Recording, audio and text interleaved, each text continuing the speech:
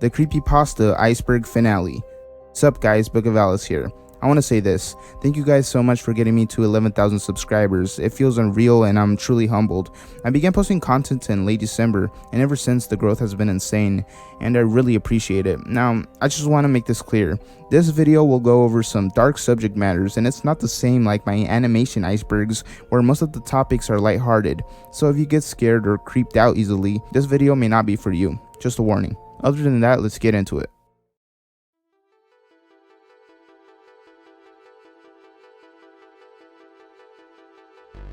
Misfortune.gb. Misfortune is an obscure game for the original Game Boy. Since no known copies or ROMs exist, all information about the game is derived from personal accounts and a scanned assemblage of screenshots.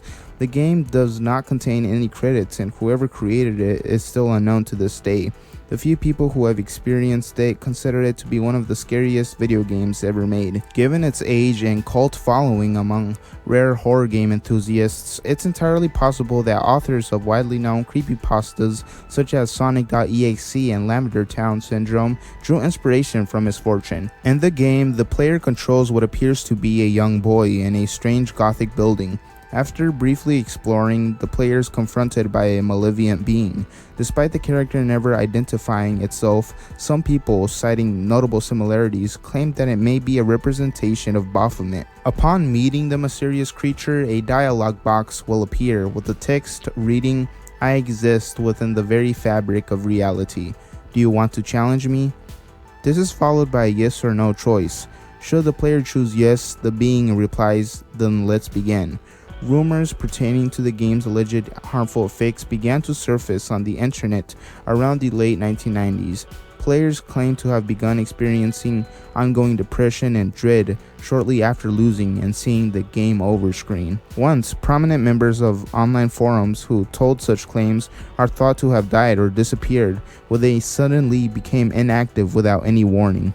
Some wrote the whole thing off as a joke. Others believe that viewing the image of the evil character after losing the game can really cause the player to experience misfortune, as the game's antagonist promised. Soon people began to speculate that the eerie soundtrack of the game was the true cause. NES Godzilla. The NES Godzilla Creepypasta is a fan-made horror story or creepypasta written by Cosby Daff and posted to the Bogleach forum from April 23rd to December 4th, 2011, spanning 8 chapters and accompanied by hundreds of screenshots. The story is centered around a possessed Godzilla Monsters of Monsters game cartridge that is played by the main character Zachary, whose perspective of the story is told from as he recalls his experience playing the game one night. It notably features many new Toho monsters that did not originally appear in the game, along with heavily deformed versions of original bosses. It also introduces a large array of original enemy monsters, such as Red, the story's main antagonist, who eventually is revealed to have a deep personal connection with Zack himself. Nearing the end of the story, Zachary begins to become one with the Godzilla character, feeling his pain whenever he's attacked in a battle scene. Mr. Mix. The story goes like this.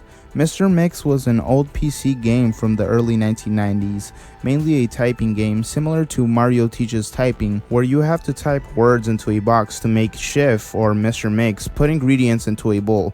Mr. Mix himself was a large, round-faced, overweight man with largely beady eyes and red spots on his cheeks.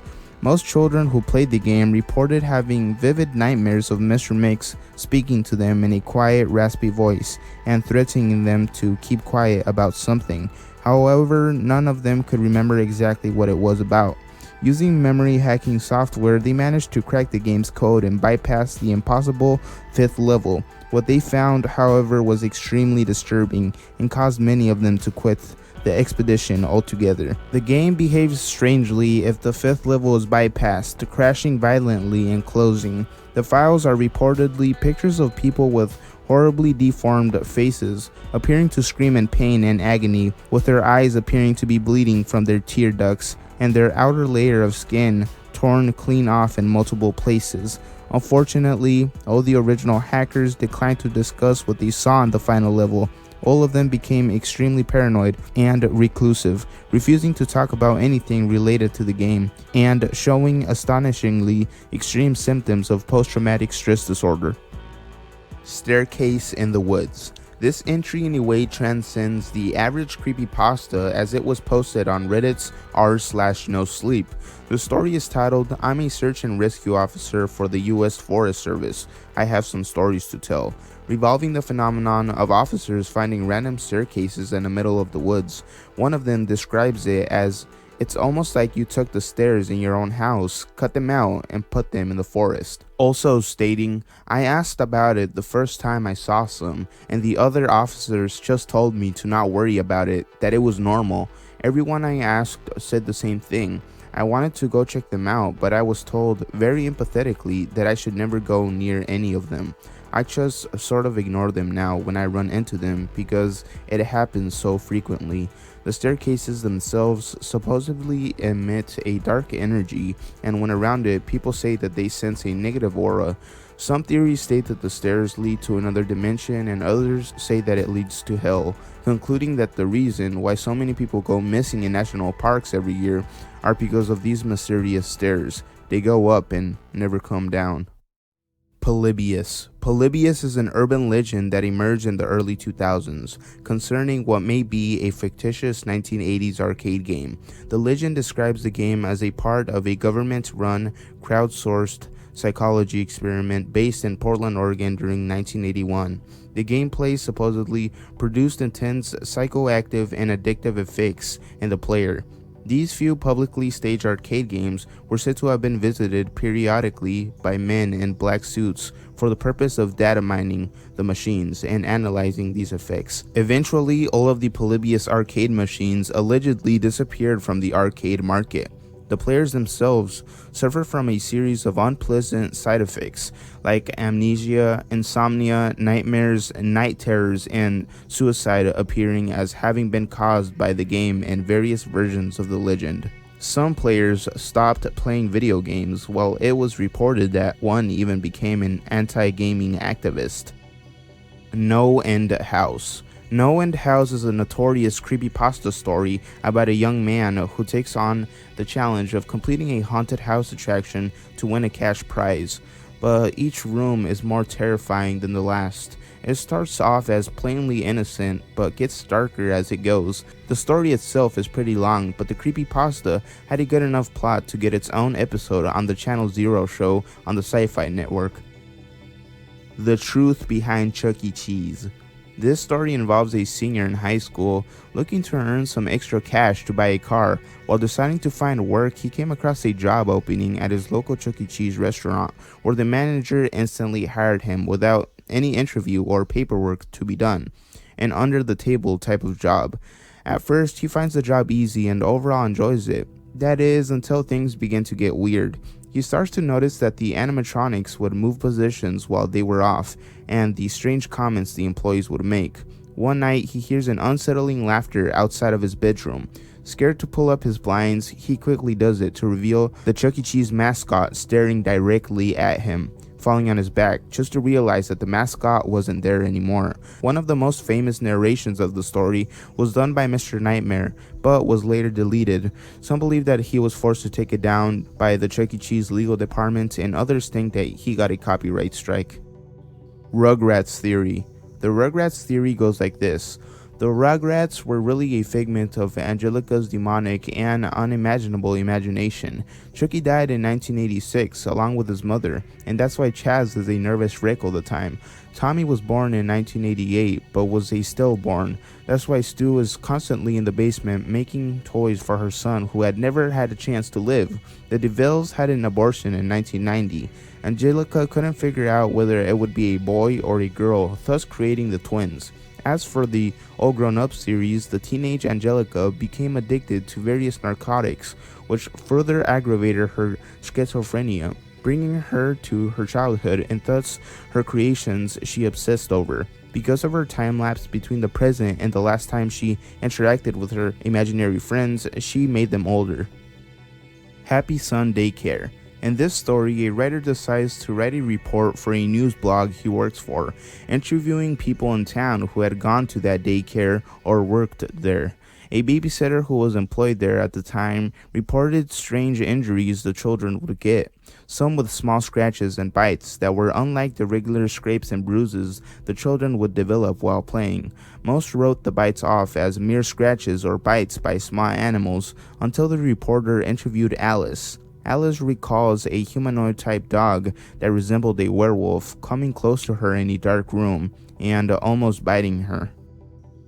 Pen Pal. Pen Pal is a story told via a series of non-linear recollections by an anonymous narrator trying to make sense of mysterious events that happened to him during his childhood, the truth which was kept from him by his mother all of his life. As a boy in kindergarten, the narrator becomes best friends with another student named Josh. One day, their class conducts a pen pal experiment in which the children tie a letter to a balloon and send it off. Most of the children would receive a letter back, but the narrator does not until the very end of the year when Polaroid photos are mailed to him.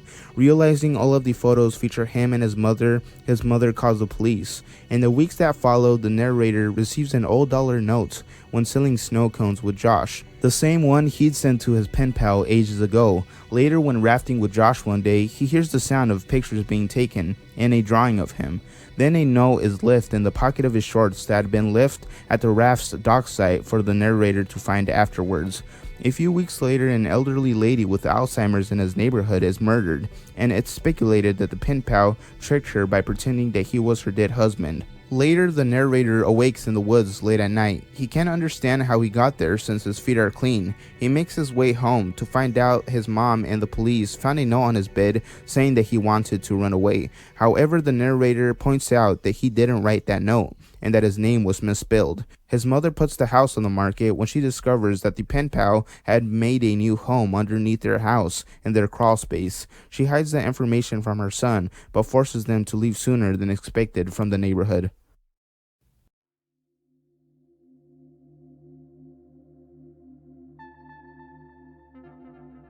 Cure for cancer.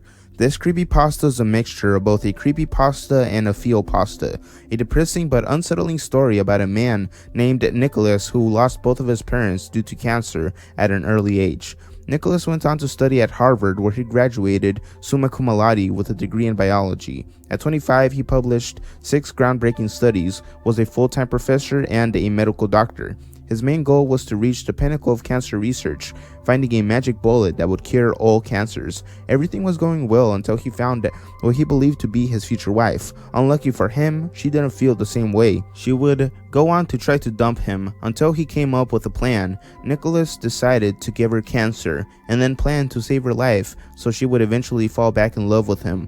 Overall, the story is long, around 40 minutes, and has a tragic ending, but it's extremely interesting and I recommend you give it a read or listen to a narration. How to play hide and seek alone. This creepypasta story is more like an instruction manual, more than a story with a plot and characters. Hide and Seek Alone is a famous game in Japan and Korea, originating from Japan, where you let a spirit/demon possess a doll and then play a game of hide and seek with them. The game is a necromancy, I don't know how the fuck you pronounce that. It is potentially very dangerous and is not good for your sanity. Do not try this game just because you're curious or want to experience it for yourself. This is a very dangerous, life-risking game. I'm going to unnecessarily name off some of the things you will need in order to play this game, although I told you not to play it. What's wrong with me? Here are some things that you will need to play this game. Rice, enough to stuff the doll full, 1 needle and 1 crimson thread, 1 pair of nail clippers, 1 sharp-edged tool such as a knife, glass shard, or scissors, and a few other things. Has anyone been to Chester's Kid Zone? In this story, an 8-year-old boy is given $3 to spend at an arcade named Chester's Kid Zone. Knowing how expensive arcades can be, he knew that it would most likely not be enough to keep him entertained for at least an hour, but he didn't want to upset his alcoholic dad, so he went in anyways. Walking in, he noticed that the arcade was run down and looked unmaintained, with little to no employees. The arcade was a bit strange. Some arcade games only had joysticks but no buttons. He also noticed that the kids playing in the arcade looked different, sporting oversized t-shirts and heavily used jeans, worse than the hand-me-downs he was teased for wearing in school. Also noticing the creepy animatronic mascot for the arcade, named Chester, taking a kid behind the curtains. It unsettled him. God's Mouth. This creepypasta story follows the adventure of a young man and his girlfriend exploring a cave named God's Mouth. While in the cave, his girlfriend gets mad, proclaiming that she'd much rather be on a beach than inside a cave. During the fight, they accidentally get lost and forget the way they came in, walking for hours with no luck. The more they walked, the more the cave became narrow, almost closing in on them. Losing his girlfriend in the process, he becomes helpless and scared, until he sees something completely horrifying. Superman, No Heroes. Mostly every popular medium has a creepypasta behind it. Video games, live-action shows, and animations, except for comic books, until now. Superman No Heroes was a new comic book title that a fan came across, depicting a decade-looking Superman logo on the front page. Opening it up only got stranger. It displayed artwork that was unlike the other comics in the series, with everything having a red tint to it. Superman himself looked especially menacing. A line in the comic read, "Heroes aren't real. It's all fake. Everything is a fucking lie. People aren't going to save you. They'll watch you bleed. You deserve to die. And life is a fatal disease which slowly eats us away. You're not perfect. You're no hero." Ronald McDonald House. This story follows a young man in the foster care system who decides to avoid military school and gets housing at the Ronald McDonald House in a city. When he arrives, he notices that the building that he's going to be staying in has no signs or logo on it compared to the buildings around it. When entering the building, things get even more weirder. The lady at the front desk had on white makeup and a red wig, similar to Ronald McDonald, the mascot of the franchise. After seeing this, he begged his caseworker to get him into military school instead, but she didn't budge, saying that he would hate it. That night, he was restrained by a group of nurses wearing clown makeup, waving needles, scalpels, and razors close to his face right before they put him to sleep. Why Babies Are Born Screaming. The story starts with, recall your earliest childhood memory. How old are you in this memory? 4? 5? Developmental neuroscience tells us that we do not form episodic memories before the age of 3. Supposedly, memories from before this time are merely phantoms, errors in the brain's memory formation processes, ordinary daydreams mislabeled as fact. This is what the current research tells us. It is important you know this. Our main character is a graduate student studying linguistics, helping participate in one of his friend's research projects, stating, "He turned on the magic wand and I felt a familiar buzz of electricity on my scalp. The vibrations converged on the points just behind my ear, on both sides of my head. The points began to burn. My hair stood on its end. After a while of being in a dark haze, he notices that he is strapped into his seat, becoming delirious, asking his friend to stop the experiment and let him be. Reading, when I got home, I vomited in my bathroom sink. I watched my breakfast, lunch, and dinner circling the sputtering drain. I looked into the mirror. My shirt was drenched in blood, except for a pattern of ribs across the front. The blood was still wet to the touch." The Rake. The Rake is a titular main antagonist of the creepypasta story by the same name. It is a humanoid creature with large teeth and claws that stalks its victims and appears at the end of their beds as they sleep, or in the woods, or in their houses. Since 2006, pictures, fan arts, and video blogs have been made of the monster. The Rake is very mysterious, but it seems to be quite sadistic, cruel, and misanthropic as well, preferring to stalk, torture, and then murder its victims. The Rake is not always evil. Sometimes it just prances around in the wilderness. If it gets looked at or pictured, it will either attack or stalk you, and then kill you later. Nevertheless, the Rake is still a very dangerous threat. Teddy. This story takes the perspective of a brother who was scared of his sister's strange, unsettling teddy bear. The story reads, when I was 9, old enough to stay on my own and go to bed without any assistance, I would get into my bed every night and turn off my lamp. This is when it got scary. As I was getting some sleep, I suddenly remember Mom putting the teddy bear in the cupboard. I slowly turned to look over across my room to see it through the glass. My heart suddenly stopped as I thought about the horrors the plush had caused me. But at the age of 9, I wanted to grow up and lose my fears. So I shook it off and put my head on my pillow. When I got up to pull my sheets up a bit further, I noticed something that would scare me for the rest of my life. My heart started beating normally again. I sat there staring at it for about a minute. When I needed to yawn, I closed my eyes and opened them back up to see that the teddy was sitting a bit closer to me at the bed. At this point, I was really freaked out. I started moving back to the wall and looked around to see if there was any sign that anyone had come in. When I looked back to see the teddy on the end of my bed, I was so startled that I almost fainted from fear. When I blinked, it had gone. I looked around. To my relief, I saw no sign of it. After burning it, he thought he would never see it again, but he was completely wrong. The Black Friday Incident. The story reads, the early stages of production on the film Toy Story were a complete nightmare. The production was in a sort of development hell until the infamous Black Friday incident. Disney harassed the then new animation studio Pixar constantly. They were to produce and release the film, and they wanted results as quickly as possible. Disney tried to eliminate Pixar's efforts to deviate from the Disney formula, even at times threatening to shut the production down entirely. Disney sent notes to revisions that they thought would improve the film, constantly demanding that it needed more edge. In order to achieve this edge, the film became quite darker. Woody became a wildly unlikable character, much angrier and far less comedic than in the final film. Bo Peep's role in the story was more prevalent, often flirtatious towards the male characters, and is the first one to accuse Woody of pushing Buzz out of the window. Buzz Lightyear was referred to at this point in production as Lunar Larry. He was highly reminiscent of an old superhero, talking in a deeper voice, and was even more diluted and ignorant of his surroundings.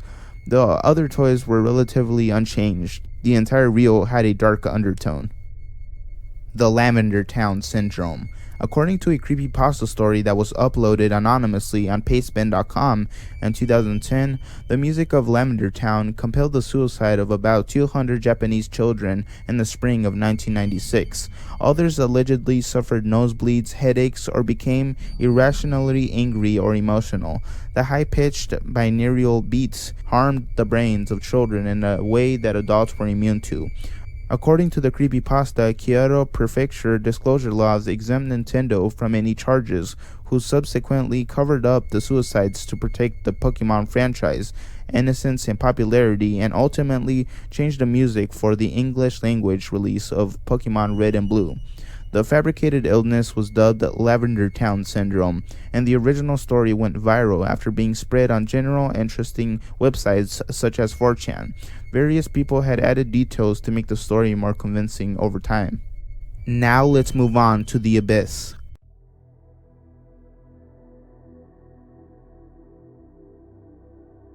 Normal Blink for normalpeople.com. In this story, the author receives a strange email reading, "Hi there, found this site. It's very nice. Thought you might like Normal Blink for normalpeople.com. Pass it on for the good of mankind." Curious, the author went onto the website, a dull design with nothing special to it. Seeing that each word of the rant on the front page was a link, he began clicking on them, finding that they were links to creepy videos, one of them of a man licking a sink. Another showed an elderly woman making out with a mannequin and a group of mannequins huddled together staring at the camera. The final video shows a woman tied to a mattress screaming for help with her mouth taped. A chimpanzee then enters the room, looking hungry and unkempt. He then began to attack the woman viciously. Funland. This story revolves around a small amusement park with its own go-kart track, batting cage, mini golf course, and an arcade. The main character mainly focuses on their favorite mini golf course, the 18th hole.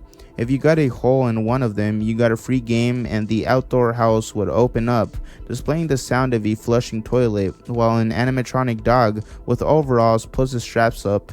Its eyes would blink and jaw would move while pointing at the player for disturbing his bathroom time. This was all a recollection because the park had closed years ago, to the narrator's disappointment. He later sneaks into the abandoned park to see his favorite golf course one last time, specifically his favorite animatronic dog, but he regretted it at his first glance of the now creepy, run-down looking animatronic, moving towards him even though he wasn't programmed to do so. Frozen in fear, he stayed, reflecting on what he had just gotten himself into, destroying his childhood. Hops. Hops is the name given to the stuffed tiger of the narrator in the story. It had no stripes, and when you squeezed it, you could feel tiny objects inside of it, most likely rice. The fur was smooth to the touch, and his mom believed that it was most likely made out of horsehair. After leaving for college, the main character's mom throws out mostly everything that he had as a child, except for this particular stuffed tiger at his request. 10 years later, he would go on to hand it down to his own daughter. Later, he would go on to find out that the person who gifted him the tiger was placed in jail for the disappearance of his daughter and desecrating the corpse. While in jail, he was interviewed, revealing that the stuffed tiger was made out of his dead daughter's skin and her hair, horrifying the author. Antran. Antran is a robot in this story, able to walk and do things on his own. He was brought home from a landfill from a dad wanting to bring something cool home to his son. In the beginning, everything seems to be going well. His son develops a brotherly relationship with the robot, and his dad sees that it's good since he doesn't have many friends. Later on, he discovers that the robot was meant for the use of the military. Knowing this, he still hesitates to take it away from his son, since it brings him so much joy.